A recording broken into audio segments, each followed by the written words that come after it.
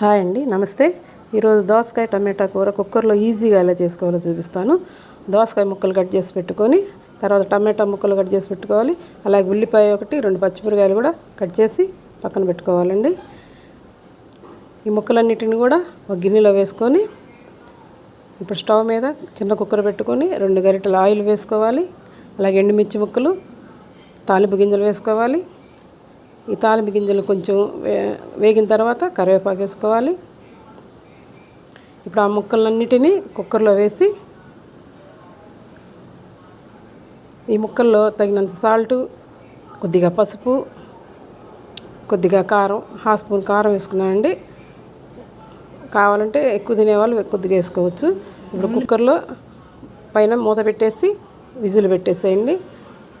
మొత్తం 3 విజిల్స్ రాగానే ఆపేసేయండి. కూర చక్కగా ఉడుకుతుంది, టేస్టీగా ఉంటుంది.